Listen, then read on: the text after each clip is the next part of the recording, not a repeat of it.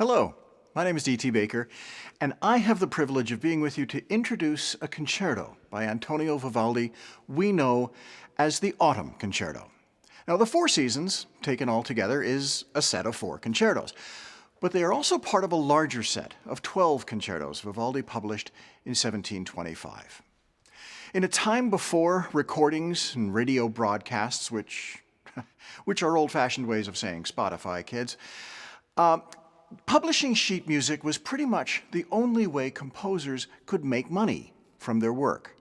Now, Vivaldi had a regular job. He was in charge of the music at a foundling school in Venice. So getting his music known and published was a way for him to make money as a freelancer.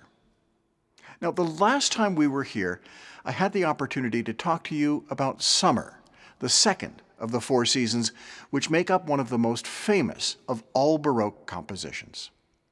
Vivaldi's rousing, evocative, and beautiful music not only captures the moods and feelings one might feel as a peasant in the Italian countryside during each of the 4 seasons of the year, but he goes one step further and uses elements of the instruments and the music itself to illustrate, to paint pictures in sound, if you like, and did so at a time before such musical onomatopoeia was commonplace.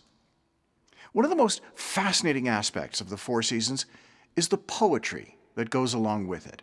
Vivaldi wrote a sonnet for each of the concertos, and they really do illustrate exactly what you're listening to in the music.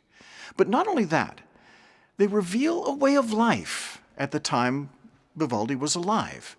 This is not music for the royal courts or the church. Vivaldi's 4 seasons are a depiction of life in the countryside, the one lived by ordinary people who made their living from the land itself. And that life was a sort that was perhaps a little unexpected for us in today's Western world. But another aspect of Vivaldi's historical snapshot is revealed in the key signatures of the 4 concertos.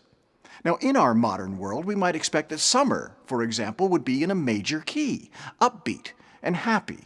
I mean, after all, can you imagine the Beach Boys Surfin' USA or Fun, Fun, Fun in a minor key? And Autumn, to us, songs about the fall in our modern world are resigned. Leaves are dying and all that. Try to remember the kind of September. The falling leaves drift past my window. And yet, Vivaldi's 4 seasons reverses that idea, and the sonnets explain why. Summer, after all, is the height of the farming season. It's toiling on the land in the hot Mediterranean sun. It's bugs buzzing all over and sudden storms that whip up out of nowhere. Vivaldi's Summer Concerto is in G minor, certainly a darker key than you'd use to sing She'll Have Fun, Fun, Fun Till Her Daddy Takes the T-Bird Away. And you can hear the incessant drone of the flies and feel the heat as a shepherd seeks shade under a tree, and the final movement is a thunderstorm. By contrast, Autumn is in F major, rousing and outdoorsy, the same key as Beethoven's Pastoral Symphony, another celebration of peasant country life composed nearly a century later, and that's certainly no accident. As Vivaldi's Autumn Sonnet tells us, the peasant celebrates with song and dance the harvest safely gathered in. The cup of Bacchus flows freely, and many find their relief in deep slumber. That's what is depicted in the concerto's opening movement, one of the happiest times of the year. In the slow second movement, the revelers have partied and are now ready for sleep. Here, perhaps not surprisingly, the music does, in fact, shift into the relative minor key of F major, which is D minor. The strings in the background play long, held notes while a gentle lullaby hopefully helps anyone sleeping off the previous night's celebration. The held notes seem to meander softly, a dream state perhaps, while the first violins of the orchestra play in tandem with the solo violin throughout the movement. The final movement depicts another happy occasion in the fall, a hunt.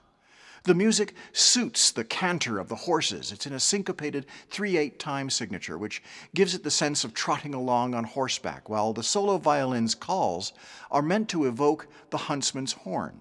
It is, once again, joyous music with a happy ending. Well, except, of course, for the critter being hunted, who is, you know. Vivaldi gives us all this wonderful musical painting, revelers, a hunting horn, trotting horses, and nighttime slumber, all with only string instruments and a harpsichord. That's what the typical orchestra of Vivaldi's time had as its makeup. Extra instruments like brass and woodwinds and percussion were generally reserved for special occasions at that time. And since Vivaldi wanted to publish these works and make them generally available, he had to stick to what was considered a normal orchestra. So he was wonderfully imaginative in his use of his orchestra, and our imaginations fill in the blanks. So, enjoy this delightful portrait of Italy in autumn, performed by Robert Uchida and the Edmonton Symphony Orchestra.